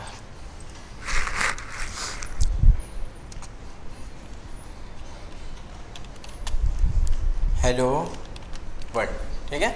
यहाँ पे एक लिंक है हमारे पास, मैं बताता हूँ। एंकर है हमारे पास, जब ये एक्टिव हो ना, जब ये एक्टिव हो तो आप एक काम करना, इसका जो कलर है वो कर देना ग्रे, इसका जो कलर है वो कर देना ग्रे। अभी लिंक कहाँ रहा है, ये रहा। अब देखो मैं माउस लेकर जा रहा हूँ, कुछ भी नहीं हो रहा। क्यों नहीं हो रहा, क्योंकि ये हमने एक्टिव पे लगाया हुआ। देखो जैसे मैंने क्लिक किया ये कलर इसका चेंज हो रहा है, मैं क्लिक कर रहा हूँ कलर इसका चेंज हो रहा है। ठीक है। एक्टिव का मतलब है जैसे ही आप उसको एक्टिव कर रहे हैं, जैसे ही आप उस पर क्लिक कर रहे हैं। ठीक है। और ये देखो ये वाला काम होवर पे चल रहा है, ये वाला काम हमारा होवर पे चल रहा है। इसी तरह से ये कह रहा है कि आपके पास फोकस भी एक चीज़ होती है। जैसे इन्होंने एग्जाम्पल के तौर पे एक इनपुट की फील्ड बना ली, हम भी यहाँ पे जल्दी से एक इनपुट की फील्ड बना लेते हैं। इनपुट याद है ना सबको, टाइप वगैरह ये सारा काम आप लोगों ने पढ़ा हुआ है डिटेल में। अभी यहाँ पे जस्ट मैंने ये सारी चीज़ें ऐसी रहने देते हैं बाय डिफ़ॉल्ट। जस्ट मेरे पास एक इनपुट है, आकर देखते हैं ये आ रहा है। हाँ भाई इनपुट हमारे पास आ रहा है। मैंने बताना है हमारे पास एक इनपुट है, हमारे पास एक इनपुट है। जब उस पर कोई फोकस करे, जब उसके कोई फोकस करे तो उसका बैकग्राउंड कलर चेंज कर देना, बैकग्राउंड कलर आप ब्लू कर देना। ठीक है। साथ साथ मैं चाहता हूँ बॉर्डर भी लग जाए तो बॉर्डर भी लगवा सकता हूँ। बॉर्डर लगा देना आप 12 पिक्सल्स का सॉलिड बॉर्डर हो, और यहाँ पे हम कलर इसको दे सकते हैं, रेड दे देते हैं। अभी तो नहीं लगा इस पर, हाँ जब फोकस करेंगे तब लगेगा। देखो मैं माउस लेकर जा रहा हूँ तब भी नहीं लग रहा। हाँ भाई, हाँ फोकस का मतलब होता है जब मैं इस इनपुट फील्ड के ऊपर क्लिक करूँगा। देखो बॉर्डर भी लग रहा है रेड कलर का, बैकग्राउंड कलर भी हमारे पास ब्लू कलर का आ चुका है। बहुत अजीब सा बन गया है ये इनपुट फील्ड, लेकिन चीज़ें तो समझ में आ गई हैं। ठीक है जी, फोकस करने पे ही तो हो रहा है। देखो अभी नहीं है, जैसे मैंने फिर क्लिक किया फोकस किया, एरो नहीं, वो तो होवर है ना, एरो लेकर जाऊंगा तो वो होवर है। और एक्टिव का मतलब है क्लिक, और फोकस का मतलब है इनपुट फील्ड के ऊपर फोकस करना। अगर मैं फोकस हटाऊंगा इस चीज़ को हम कहते हैं ऑन ब्लर, इस चीज़ को हम कहते हैं ब्लर। अभी मैंने फोकस किया, हटाऊंगा तो इसका मतलब है ब्लर। ये ब्लर वाले ये सारी चीज़ें आप जावास्क्रिप्ट के अंदर डिटेल के अंदर देखेंगे। अब उसका टेक्स्ट भी कर सकते हैं, टेक्स्ट कलर चेंज कर देंगे। अभी बाय डिफ़ॉल्ट ब्लैक आ रहा है, मैं टेक्स्ट कलर भी चेंज करवा सकता हूँ। हाँ इसके दूसरे लाइन को दे सकते हैं बिल्कुल। हाँ इस पेन के अंदर बन करके कि जैसे ही मैं होवर करूँ इस पेन का कलर चेंज हो जाए। क्या चीज़? हाँ अच्छा देखिए, पीरियोडिक टेबल का जो असाइनमेंट आपने सबमिट करना है कुछ भी नहीं है। सबसे पहले तो आपने गिटहब के ऊपर उसको होस्ट कर दिया, गिटहब के ऊपर आपने अपना कोड रख दिया, ठीक है, आपके पास रेपोजिटरी का लिंक आ जाएगा, ठीक है, उस लिंक को आप कॉपी कर लें और अपनी उस वेबसाइट को, पीरियोडिक टेबल की वेबसाइट को डेप्लॉय कर लें। डेप्लॉय आप गिटहब पेजेस पे भी कर लें या वर्सल पे कर लें, आपकी मर्जी है। ये दो काम आप लोगों ने कर लिया, आपके पास दो लिंक आ चुका है। कौन कौन सा दो लिंक? वर्सल का लिंक और दूसरा गिटहब के रेपोजिटरी का लिंक। अच्छा, मैं रेपोजिटरी बार बार कह रहा हूँ, कोई भी प्रोफाइल का लिंक नहीं देगा। रेपोजिटरी का लिंक कैसे आता है? देखो, यहाँ पे जाना है आपने गिटहब पे, github.com, और यहाँ पे आपने अपने आईडी का नाम लिखना है। आईडी का नाम आपने लिखा, आपके पास यहाँ पे सारी की सारी रेपोजिटरी आपकी आ रही होंगी, ठीक है। आपने जाना है रेपो पे। फॉर एग्जांपल आपकी जो असाइनमेंट आपने किया है ना, वो इसके अंदर मौजूद है। कहाँ की हमने बनाया था ना, ये रहा, इसके अंदर फॉर एग्जांपल मौजूद है। तो मैं इसके अंदर जाऊँगा पहले। इसके अंदर जाने के बाद आप यहाँ पे नोटिस करें, यहाँ पे पीरियोडिक टेबल रेपो का नाम आ चुका है। अब इस लिंक को कॉपी कर सकता हूँ, ठीक है, अब इस लिंक को कॉपी से कर सकता हूँ, ठीक है। एक ये रेपोजिटरी का लिंक और दूसरा एक गिटहब के पेजेस का लिंक, जो आप गिटहब पे डिप्लॉय करेंगे या फिर वर्सल पे डिप्लॉय करेंगे तो वर्सल का लाइव लिंक होना चाहिए, ठीक है। इन दोनों लिंक को आपने शेयर करना है। अच्छा, एक तो आपके पास ऑप्शन है लिंक का, आपके पास इनपुट फील्ड बना हुआ है वहाँ पे, आप वहाँ पे रखें। दूसरा लिंक आप डिस्क्रिप्शन के अंदर रख दें, सही। हाँ, डिस्क्रिप्शन के अंदर रेपोजिटरी का लिंक होगा और लाइव लिंक आपका मेन जगह होना चाहिए, जो मेन इनपुट है। इमेज की ज़रूरत नहीं, ऑप्शन लेना, इमेज ऑप्शन है, उसकी ज़रूरत नहीं है। हाँ भाई, दोनों लिंक लाजमी है। अच्छा, पीरियोडिक टेबल के अंदर background colour, text colour, CSS से रिलेटेड काम जो हमने पढ़ा है वो होना चाहिए, ठीक है। ऐसा नहीं है कि आप पुराना वाला HTML वाला सबमिट कर रहे हो, ठीक है। अच्छा, इस चैप्टर का नाम इन्होंने बॉक्सेस रखा है किसी वजह से। हर चीज़ को जो है ना, ये बॉक्स कंसीडर करेंगे, भले वो कुछ भी हो, पैराग्राफ हो, कुछ भी हो, बॉक्स के तौर पे, भले वो कुछ भी हो, पैराग्राफ हो, कुछ भी हो, लेकिन ये फिलहाल कंसीडर करेंगे उसको बॉक्स के तौर पे और उसको स्टाइल देंगे ताकि इनके लिए चीज़ें समझना आसान हो जाए।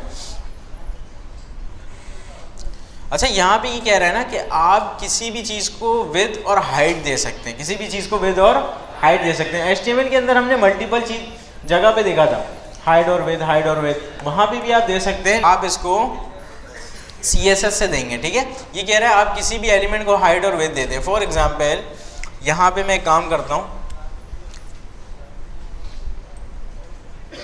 इन सब पार्ट को फिलहाल के लिए मैं कर रहा हूँ कमेंट। यहाँ पे बना लेते एक पैराग्राफ, ठीक है। यहाँ पे जस्ट एक डमी टेक्स्ट है, डमी टेक्स्ट है, ठीक है। 5 वर्ड्स का हमने यहाँ पे एक टेक्स्ट रख दिया। ये अभी इसके ऊपर कुछ भी स्टाइल नहीं है तो ये नॉर्मल दिख रहा होगा, बल्कि स्टाइल अप्लाई हुआ है। इसको मैं कर देता हूँ बन, ठीक है। जितना भी स्टाइल था उन सबको मैंने कमेंट कर दिया, तो अभी हमारे पास नॉर्मल दिख रहा है, सही भाई, यहाँ तक कोई मसला है नहीं है। ये क्या कह रहा है कि आप इसको हाइड और विद दे सकते हैं। अच्छा, हाइड और विद अभी मैं दूंगा ना तो मुझे समझ में नहीं आएगा क्योंकि इसका कोई बैकग्राउंड कलर नहीं है। तो सबसे पहले तो इसको मैं बैकग्राउंड कलर देता हूँ, बैकग्राउंड कलर एक्वा।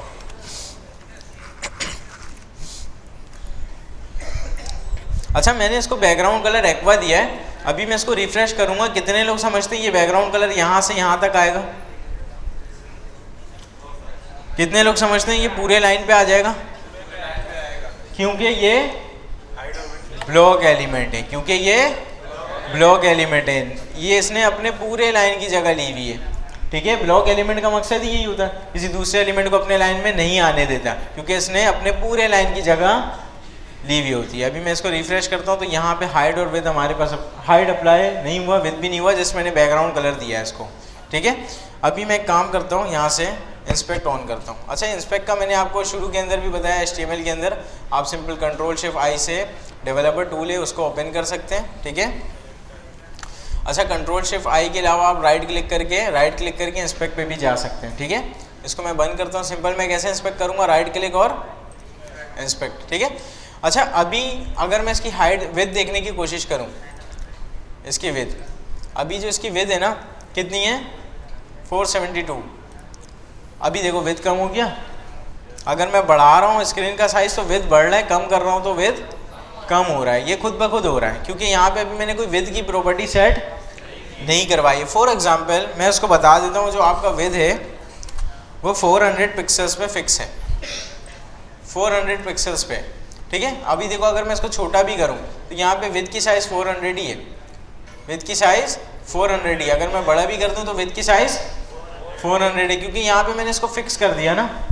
इसी तरह से मैं हाइट भी दे सकता हूँ इसको कि इसकी हाइट फिक्स कर दे 400 पिक्सल्स पे, 300 पिक्सल्स पे, जहाँ पे भी आपका दिल करे।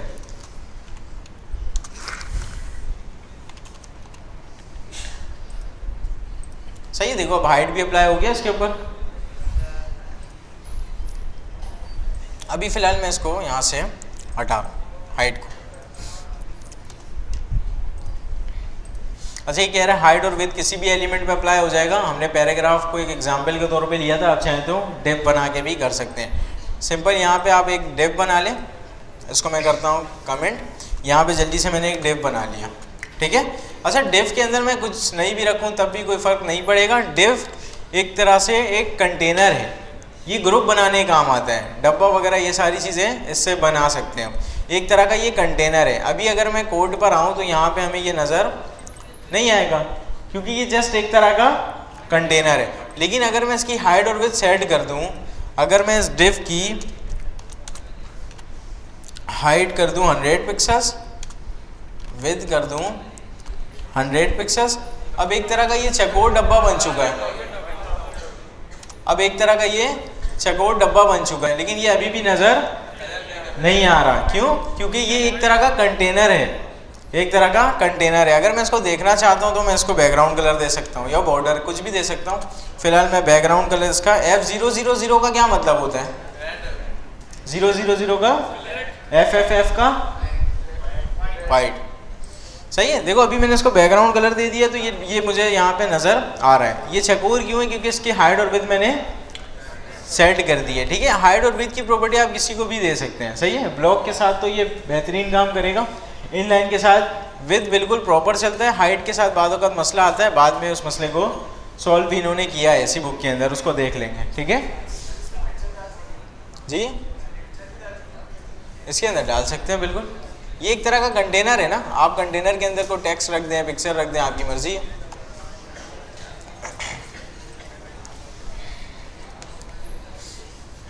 अच्छा भाई, अब ये इंपॉर्टेंट चीज़ है ना कि आप मिनिमम विड्थ और मैक्सिमम विड्थ बता सकते हैं। अभी जो मैंने विड्थ बताया था ये नॉर्मली विड्थ था, ठीक है, नॉर्मली विड्थ था। इतना विड्थ फिक्स कर दो, ठीक है।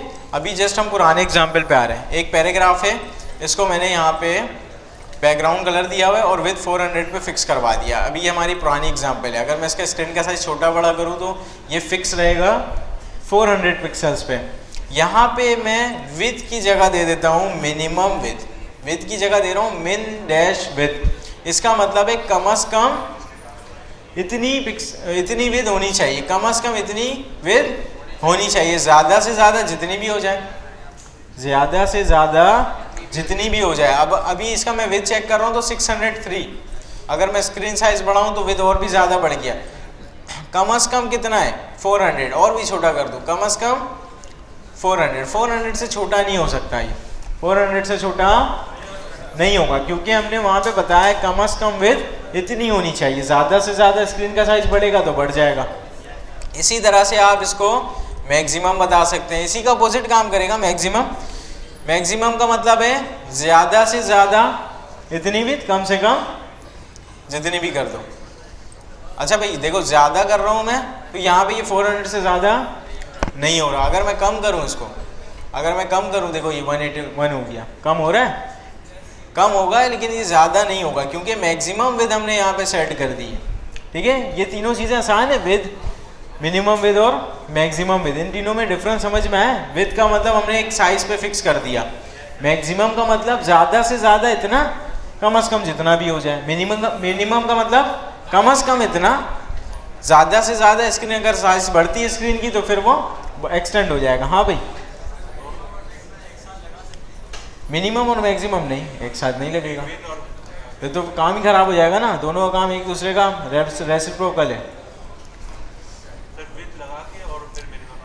नहीं, विड्थ लगा कर नहीं, विड्थ आपने लगा दिया तो वो फिक्स हो जाएगा। ये तीनों अलग अलग चलेगा, मैक्सिमम विड्थ अलग है, मिनिमम विड्थ अलग है। देखो मैंने यहाँ से जो है ना विड्थ हटाया हुआ है। अच्छा, जिस तरह से हमने मिनिमम, मैक्सिमम और विड्थ की बात की है, इसी तरह से आप हाइट के साथ भी ये वाला काम कर सकते हैं। बिल्कुल एज इट इज सेम है, जस्ट हम विड्थ की बात कर रहे थे, अब ये हाइट की बात करेगा। इसको आप घर जाके देख लेना। ये इंपॉर्टेंट चीज़ आ रही है, ओवरफ्लो। ठीक है। अच्छा, ओवरफ्लो का मतलब क्या होता है? इंग्लिश के अंदर हम ओवरफ्लो कहते हैं किसी भी चीज़, फॉर एग्जाम्पल मेरे पास एक कंटेनर है, उसके अंदर 1 लीटर पानी आ सकता है। मेरे पास एक बाउल है या बीकर है, कंटेनर है, कुछ भी है, उसके अंदर 1 लीटर पानी आ सकता है। 1 लीटर से ज़्यादा अगर मैं पानी उसके अंदर डालने की कोशिश करूँगा तो पानी ओवरफ्लो करेगा। ठीक है। इसी तरह से कोड के अंदर आपके पास एक कंटेनर है और उसके अंदर का कंटेंट कंटेनर से ज़्यादा हो जाए तो फिर वो ओवरफ्लो करने लगेगा। ठीक है।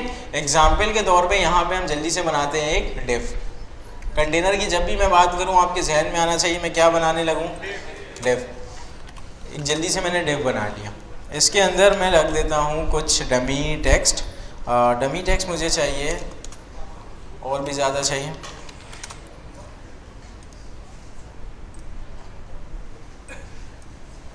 ठीक है। यहाँ पे जस्ट मैंने डमी टेक्स्ट रख दिया। यहाँ तक कोई मसला नहीं है, थोड़ा सा और रख देते हैं। ठीक है। अच्छा, यहाँ पे इस डिव को जो है ना हाइट और विड्थ दे देते हैं थोड़ा सा। यहाँ पे मैंने दिया डिव जो है हमारे पास, उसकी आप हाइट सेट कर दें 100 पिक्सल्स, विड्थ भी सेट कर दें उसकी आप 100 पिक्सल्स के अंदर, और बैकग्राउंड कलर नहीं देते हैं, इसको हम बॉर्डर दे देते हैं। अच्छा, बॉर्डर के अंदर बॉर्डर का विड्थ हम बताते हैं, उसके बाद बॉर्डर का स्टाइल बताते हैं, उसके बाद कलर बताते हैं। अच्छा भाई, और यहाँ पे इसको मैं फ़िलहाल के लिए कमेंट कर रहा हूँ और इसकी ज़रूरत भी नहीं है। अच्छा भाई, यहाँ पे हमने एक जो डब्बा बनाया है उसकी हाइट और विड्थ क्या है? उसकी हाइट और विड्थ क्या है? 100 पिक्सल्स है। इसके अंदर कंटेंट इतना ज़्यादा है कि वो 100 पिक्सल्स के अंदर सेट नहीं हो पा रहा, ये अपने पेरेंट कंटेनर से बाहर निकल रहा है। ये सारा का सारा कंटेंट इस डिव के अंदर था ना, इस डिव के अंदर है, ये अपने पेरेंट से ओवरफ्लो कर रहा है। ठीक है। अब इसको हैंडल करने के 3-4 तरीके हैं। आप यहाँ पे सिंपल ओवरफ्लो की प्रॉपर्टी लगाएं। अगर कोई डिव से ओवरफ्लो करे तो आप उसको हिडन कर दें, जो भी बाहर जा रहा है उसको गायब करवा दो। ठीक है, उसको हमने गायब कर दिया। इसी तरह से हमारे पास ओवरफ्लो विजिबल भी होता है, जो भी बाहर जा रहा है उसको जाने दो, हमें कोई लेना देना नहीं है। ठीक है। विजिबल तो बाय डिफ़ॉल्ट भी होता है। ठीक है, विजिबल तो बाय डिफ़ॉल्ट भी होता है। इसी तरह से आप एक काम और भी कर सकते हैं, ओवरफ्लो स्क्रॉल कर सकते हैं। ठीक है। ओवरफ्लो स्क्रॉल करने से हमारे पास ये इस तरह से आ जाएगा, हमारे पास स्क्रॉल बार आ जाएगा। ठीक है। अच्छा, यहाँ पे इधर तो स्क्रॉल बार की ज़रूरत ही नहीं थी, तो यहाँ पे इसको मैं बता सकता हूँ, मुझे सिर्फ वाई एक्सिस में चाहिए, मुझे सिर्फ वाई एक्सिस में चाहिए। अच्छा, वाई एक्सिस और एक्स एक्सिस का किस किस को पता है? अच्छा, वाई हमारे पास वर्टिकल लाइन, एक्स एक्सिस हमारे पास हॉरिजॉन्टल लाइन। और वर्टिकल हॉरिजॉन्टल में फ़र्क पता है सबको? देखो, ये नीचे वाला चला गया, हमने इसको बता दिया, हमें सिर्फ और सिर्फ वाई एक्सिस में स्क्रॉल चाहिए। इसी तरह सिर्फ अगर मुझे एक्स एक्सिस में चाहिए होता तो मैं ओवरफ्लो डैश एक्स लिख देता। सही है भाई, यहाँ तक चीज़ें आसान है। अच्छा, यहाँ पे सबसे पहले कमेंट करने का शॉर्ट हैंड क्या होता है? Control forward slash. दोबारा से अगर मुझे कमेंट आउट करना है तो कंट्रोल फॉरवर्ड स्लैश। यहाँ तक चीज़ें आसान है। ठीक है। अच्छा, मुझे इस चीज़ को कॉपी करना है तो फिर क्या करूँगा? Control C. कहीं पे ले जाकर पेस्ट करना है तो अगर इसको मुझे यहाँ से कट करना है control x, control x. Paste करने का वही तो पुराना तरीका, कंट्रोल वी। ठीक है। अच्छा, फॉर एग्जाम्पल यहाँ पे मेरे पास, मैं चाहता हूँ पैराग्राफ बन जाए और वो 4 हो, 4 पैराग्राफ मैं बनाना चाहता हूँ। एक तो तरीका मैनुअली बैठ के 4 अलग अलग बनाऊँ, दूसरा तरीका है P × 4। ये देखो 4 पैराग्राफ्स यहाँ पे बन चुके हैं। ठीक है। अच्छा, मैं चाहता हूँ एक पैराग्राफ बने, उसकी क्लास में रख दूँ पेरेंट, तो मैं लिखूँगा P. पेरेंट। देखो पैराग्राफ भी बन गया, उसकी क्लास भी इन्होंने सेट करवा दी है। ठीक है। अच्छा, मैं चाहता हूँ एक डिव बने, उसके अंदर एक पैराग्राफ आ जाए, मैं लिखूँगा डिव, उसके अंदर एक आ जाए पैराग्राफ। डिव के अंदर आ गया पैराग्राफ। सही। अच्छा मैं और ज़्यादा नहीं बता रहा हूँ, ऐसा नहीं है कंफ्यूज हो जाएं आप सारे, बस मैंने 3-4 बता दिए, ये सारी चीज़ें इंपॉर्टेंट है तो आपने जहन में रखना है।